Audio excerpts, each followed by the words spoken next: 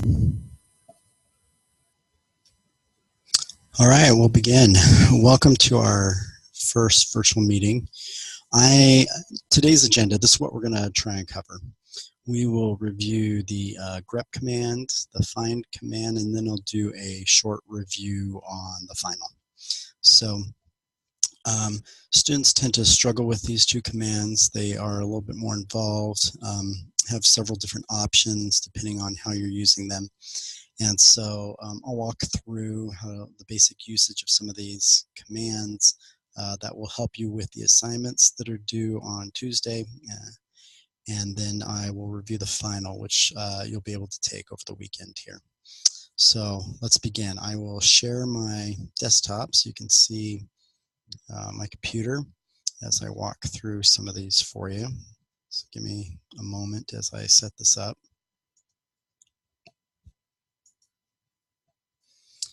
And there we go. You should see my computer screen now, which is pretty blank. Now, we'll start with the grep command. What the grep command does is it searches and filters out text from text documents. Or it can also filter by keywords the output of other commands as well. So let me demonstrate some of this. For instance, I have, I should have a file here somewhere. Let's see that we can, let's see what's in this. Oh, look at that, there's a lot of stuff right there.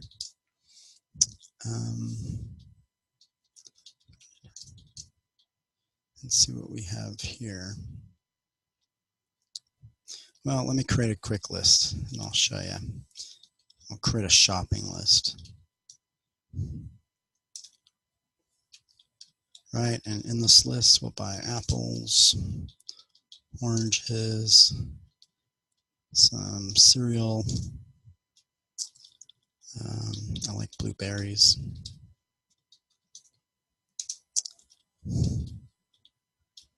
Yogurt. Some hamburger. Orange juice. You get the idea. So here's a small list. All right, so if I look at this file, you can see all of the items which are listed inside this file. Now, if I just wanted to filter this down and I just wanted to find everything, if I just wanted to find the word blueberries in this file, I can use the grep command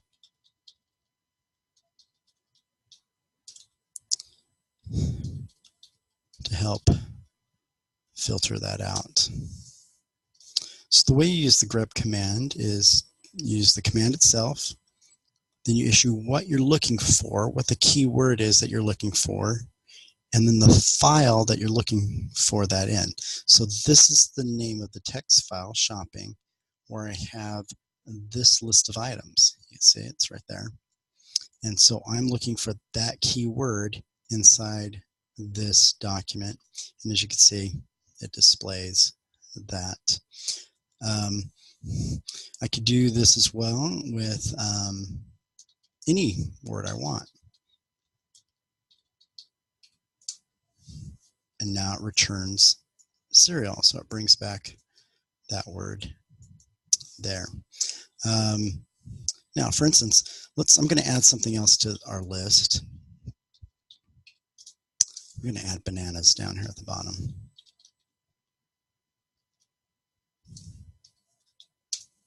You can do other things as well. All those wildcards that we've learned, you know, the asterisks and the question mark that you should have learned earlier a week or two ago as part of this course, you can use that with grep as well, those regular expressions. For instance, if I wanted to now bring back all items in this list that begin with the letter B, so I want to bring back blueberries, I want to bring back bananas, I can do that. I can use grep B star, and the star just means anything. It's a wild card. So anything that starts with B and has anything else after it, and then I put the name of the file that I'm looking for, put in. Oops. I may have to put quotation marks around that. Yeah. See, and that finds anything with a B. And you see, and that notice how it highlights it all in red there as well. So we can actually, but what this does bring back is anything with a B in it, right? We can do this with any letter. Actually, I could have just done that, and that brings back anything with a B in it, whether it begins with B or has a B in the middle, and you can see everything's highlighted in red for what I searched for. But let's say we want to use regular expressions to define just bringing back blueberry and bananas, which start from the beginning. So to do that, we need to use the option capital E. And then in quotation marks, we're going to use this caret. What this caret does is say, I want it to only be from the beginning of the line. So we want to start at the beginning of the line and find anything that begins at the beginning of the line with a B. And then we don't care what's after it. And I want it to look through the shopping text file. And that should show us blueberries and bananas. And actually, I don't think I need that star. I think the star is what's throwing us off. Yeah, because the star will bring back anything. So what the E defines is regular expressions. A regular expression are these little symbols that we're using to define certain aspects of what we're trying to search for. So this caret symbol, which is on our keyboard, it's if you do shift and the number 6, you can get that. That means the beginning of the line, right? If we wanted to define something that was at the end of a line, like let's say S, we have a lot of things that end with S. Let's say we just want to bring those back. Then you would use a $sign. So we use grep E, and we're going to do S $sign. $sign meaning the end of a line. So it needs to have an S at the end of the line in our shopping file. And then that would bring back everything in our file that ends with S. So grep becomes a very powerful searching type of tool. Now let's use this for kind of some real life situations. So if we are looking at our Etsy password file, for instance, this file here lists all the users and some characterization of users within this file. So you see lots of things there. See how there's the root user, there's a lot of system users, there's an admin user there, and down here you can actually see my user right here, Jared. Now, if I wanted to filter that so that I only brought back Jared, I didn't want to look through all of this other stuff, and I wanted to see what users were on here, I could do that. And I wanted to see if I was an active user on there, right? Or if Bob or whoever else was an active user. I could do this. So what I'm doing here is I'm grepping, which is a filters text, right? I'm looking for that text inside this file. And so when I run that, it should bring back that line that has my name in it. That way I'm not looking through all of this to try and find that one line, right? I can just use the grep command and quickly find exactly what I'm looking for in this entire document right there. So you can actually pipe grep and be able to filter out the output of other commands. The way that you do this is you first choose a command. So for instance, let's say we are using the df-h command. And what this command does is it gives us information about our disk storage, right? So right here is our root partition. It is 49 gigs big. We're using 17 gigs of that, and we have 31 gigs available on my current system. And then we have my home directory, which is almost a terabyte big, 850 gigs big. I'm only using 44 gigs of it, and so I have lots of free space. I'm only using 6% of that. But what if I didn't want to look at all of this output? What if I only really cared about how much space I had left on my home directory? So what you can do is you can end up piping. Piping is that vertical line that's there. And we're going to grep home from this command. So this command is going to be pushed through this pipe, and it's going to use grep to filter and only find any line that has the word home in it.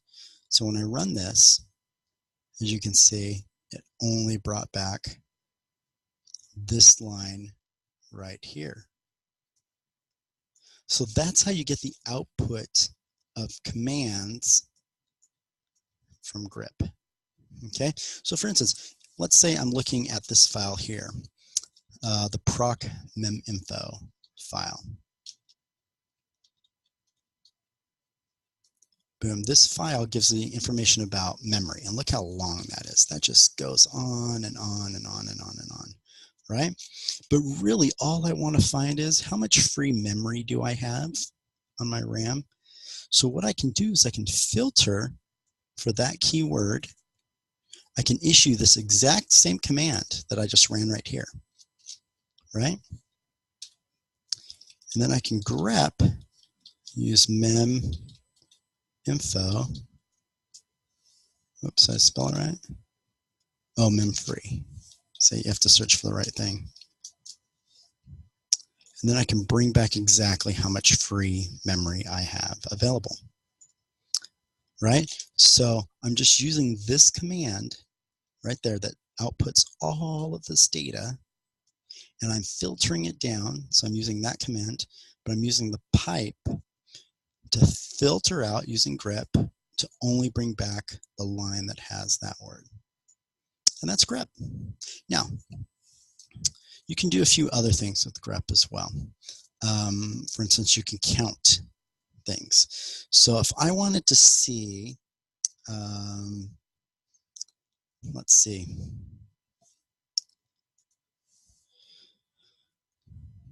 For instance, if I wanted to, let's go back to this other file that I was using. It's Etsy password file. Let me see what's in there.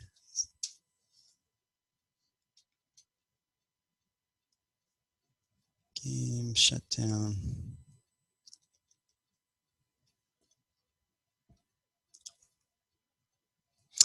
Let me see. So I want to see how many no logins there are in this file. So I really don't want to bring back all these lines that have no login.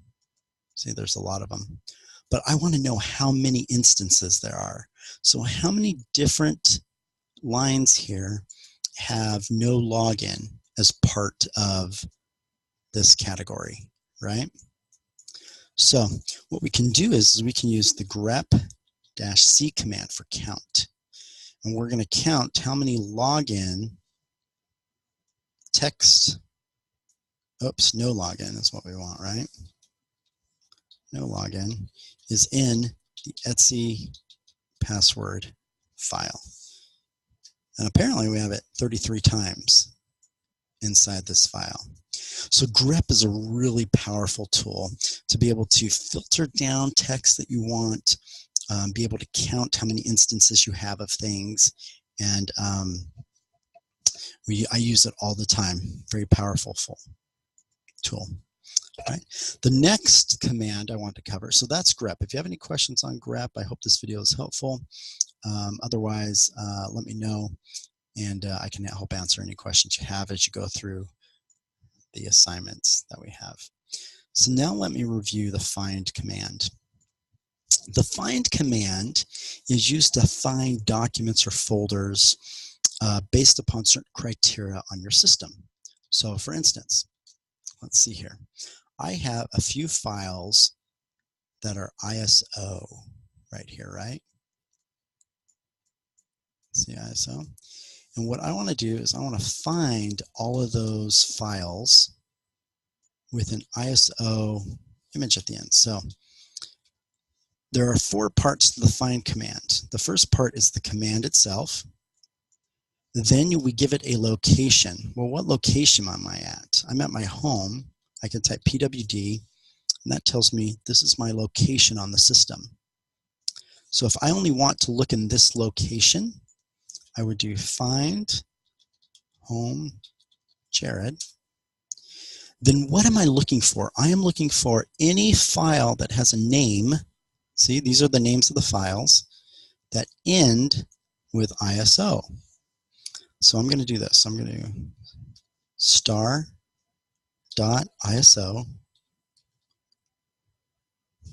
Oops. Do name. So I'm looking for the name of a file, right? Here's the name of the file. And the value that I want for the name is star.iso, star meaning anything beforehand, anything that ends in .iso. So when I run that, it will go through my system and it will find all those files that I have that end in .iso. And as you can see, that's exactly what it did. I have that Kali Linux, right? I should have that right there. Linux Mint found.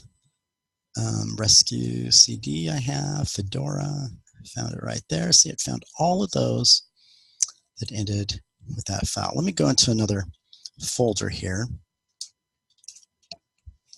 Look, this I have lots of files inside my documents folder. I don't have that many. It's in my temp folder. I don't have very many there either. Okay, we'll go back to documents. So let's see. Let's say I want to find all my PDF files, right? I can do the same thing. Find. Oh, but what's my location? Oh, this time I'm in a new location because I went into my documents folder. So I'm going to do find, then you put the location.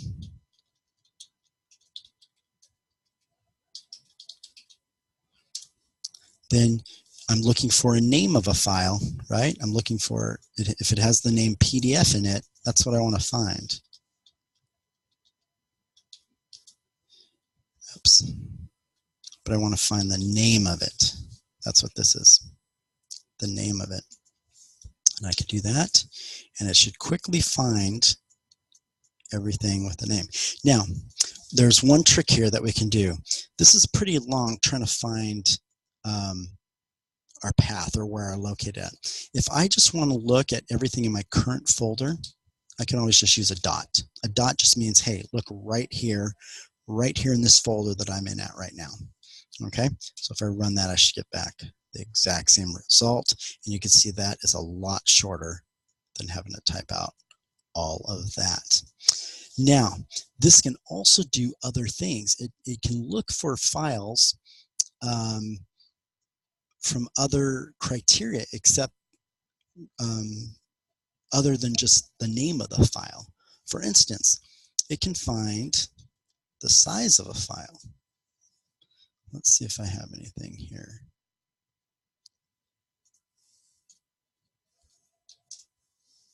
What do we have? Okay, so I want to find anything in this file over 100 kilobytes, or how about under 1 kilobyte? Yeah, let's do that. Anything under kilobytes. So the way we would do it was do find, then you give it a location. I want to look in this current folder, in my documents folder right here, right? And I want to find, not name this time, but I want to find all the size of the file. And I want to find it if it's less than 100 kilobytes. And let's see what that comes back with. So let's see if it found everything. Maybe I have to use a capital K. No, it's a lowercase k.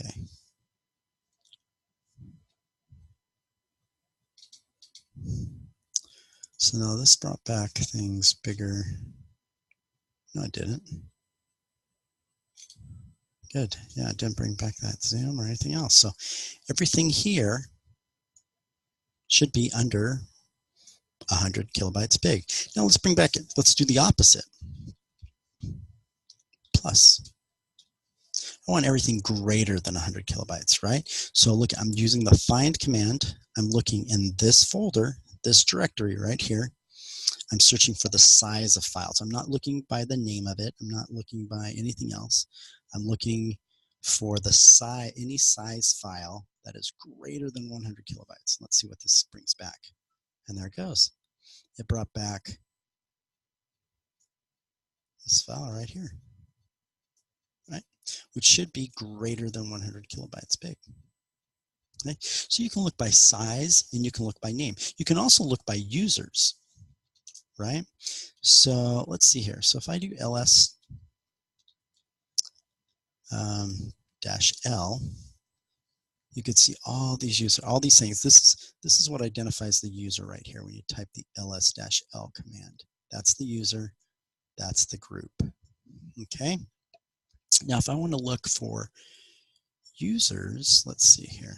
Let me go get a smaller use base here. ls-l. Jared, I'm going to try and change one of these usernames. Let's see.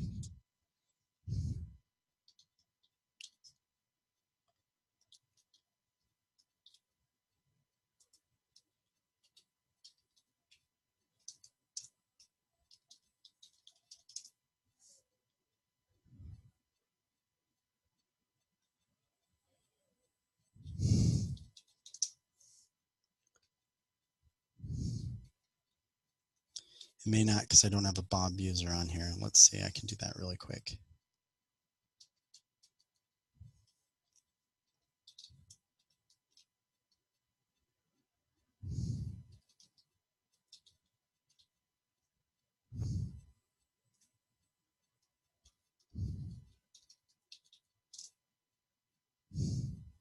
Okay. So now I should be able to change that to Bob. Okay, here we go. Sorry. So if I do ls-l, this file belongs to Bob and this file belongs to me. Let's say there are 100 of these, right? And I just want to find all the Bob ones. Well, now I'm going to go find in this folder. I want to find not the name of the file. I don't care about the name, right? It could be named anything. I don't care what the name is. So I'm not going to look for the name. I don't care what size it is, right? Here's the size. I don't care what size it is. I want the user. I want to find everything that belongs to user Bob. So if I do that, that should bring back this file. That's right there. If I wanted to change that, I can look just for the Jared files, and that brings back two things. It brings back that, and then it brings back, there must be a hidden file there somewhere. See, there is. Ooh, see, that was hidden. I didn't know that was hidden. And that belongs to me right there, that hidden file. So I found that one, and I found this file that belonged to me, even the one that was hidden, right? So this time I used the property user to be able to find all files owned by Jared, right? Where here I used user to find Bob. So find becomes a very powerful command to be able to find certain things, file criteria, whatever you're looking for. And you can actually combine some of these things. So for instance, if I just want to find all files owned by Jared that's larger than 99 kilobyte, let me see what the sizes of all this is.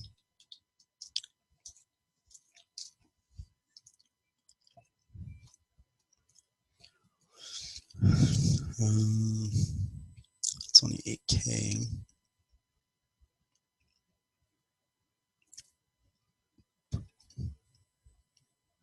About 32. Okay, let's do this.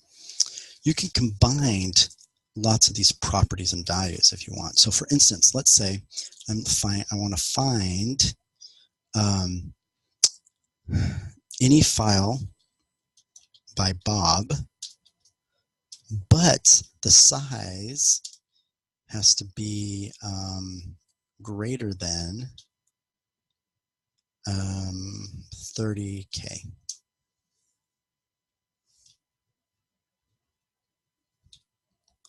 Let's see, let's make it 20K. Still can't find it. There we go. Now we found it. So right there. So I was able to find any file in this folder. That's the location.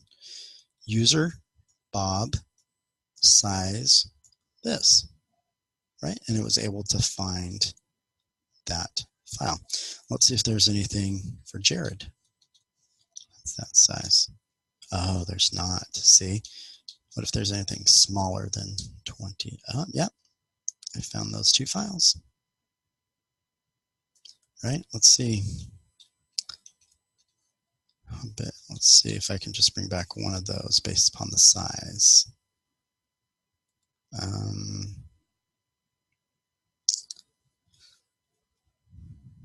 Let's say it's 500 bytes.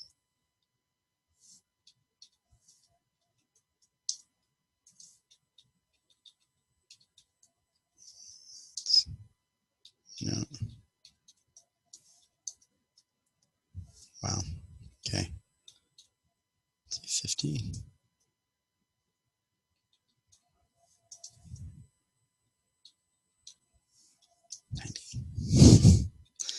They're about the same size, aren't they? Oh, because I keep going less. I'm doing this wrong. So anyway, you could play around with it. But that's how you do multiple, and I can keep going if I wanted to. I could also add and look for something with a name that ends in, let's see here, that has HTML in it.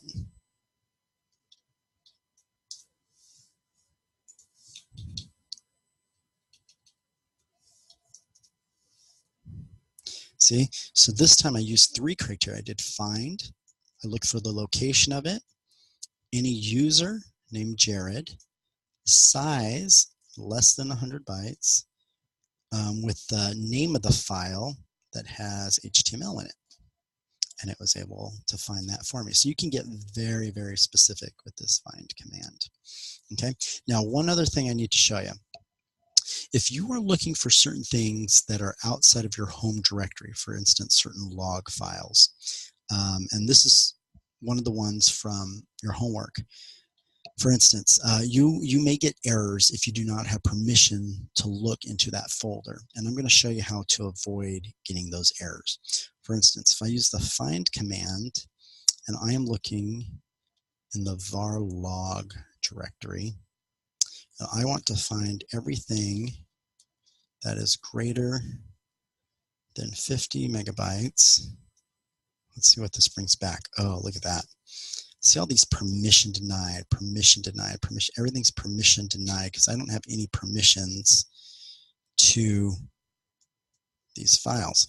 So what you can do is you can add and redirect all the errors to someplace else. So the way you do that is you just add the 2 greater than dev null, which redirects. Number 2 means errors. It's the path that the errors travel. Redirect those, that's what the greater than is, and put all those errors into dev null, which is like the trash can, right? It's the big black hole.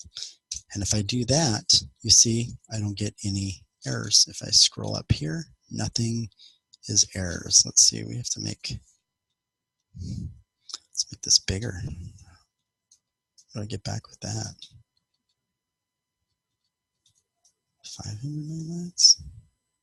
I get nothing back. So 200 megabytes.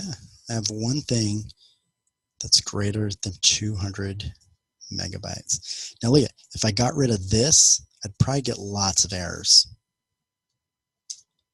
Yeah, see, I got all these errors because I can't, as user Jared, I'm not allowed, I don't have permissions to look in all these folders.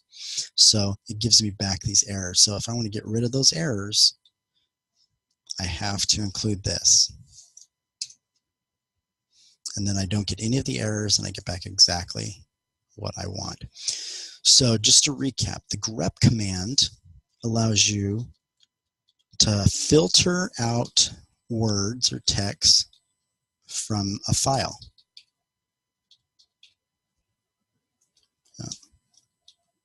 Like this.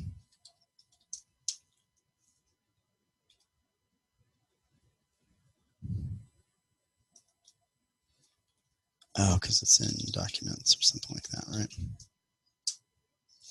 There you go. See, I was able to filter out from that shopping file apples. So all it does is filter out words from a file, like a document, right?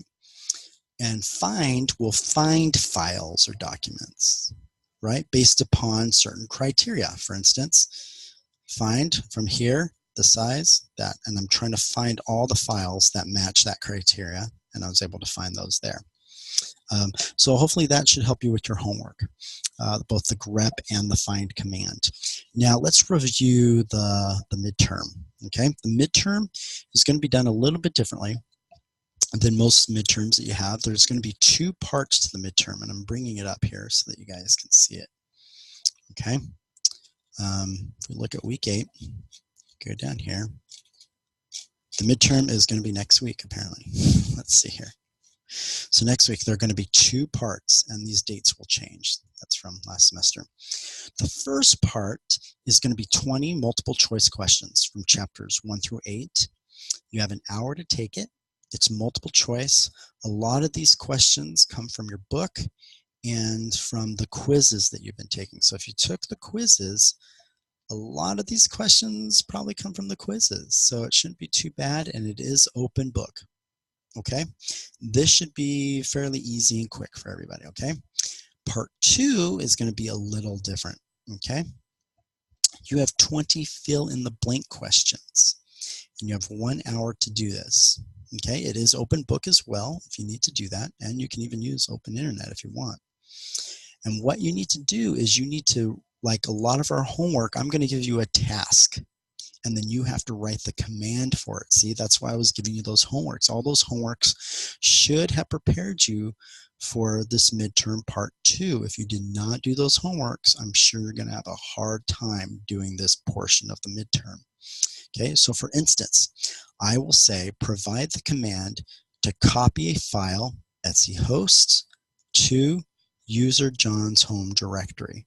So there's the task that I want, and I want you to write the command that will do this, just like all your other homeworks that I've had you do this before, right? Just like the grep and the find homework that you were supposed to do this week, right?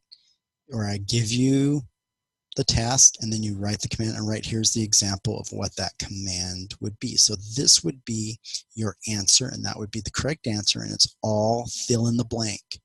Okay, so manage your time. Now, the thing is with this part 2 of the midterm is it will try and auto grade your answer as best it can. However, it's far from perfect in the auto grading, right? So let's say you type out this command and you add a few more spaces after John, right? What's going to mark you wrong? Because it's not exactly like this. Or maybe you accidentally put an extra space in between there. It's going to mark it as wrong. Don't worry about it. I will go through and I will manually go through part 2 and I will grade it by hand. And I will catch all those little other mistakes or little typos. Or sometimes there's different ways to do the same thing. And so I will catch those and I will give you credit for that. So what happens is most students take this, they see the auto grading, their grade is way low, and it freaks them out a little bit.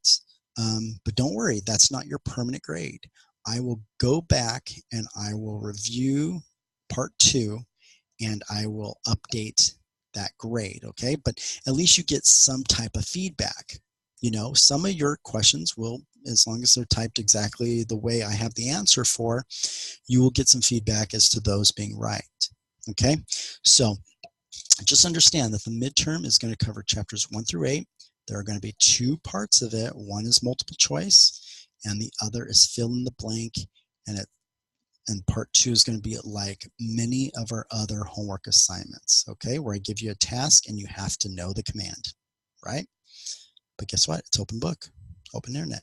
But guess what? You type in this in the internet, this question, I don't think you're going to get this back. Okay, you have to know how to use the copy command. Okay, so you really have to think through things. You really have to know how to use the command to be able to do that. That's what I'm testing you on. If you understand what you're doing and how to use the commands. Okay, so if you have any questions about the midterm or about the find or grep command, please let me know. I'll be more than happy to answer those questions and help you out. So I appreciate you guys meeting with me. I will post this up on Rock so that you guys will be able to, those who were not able to view this video or join in on this video session can view this video as well. For now, I'll see you later. Thanks. Bye.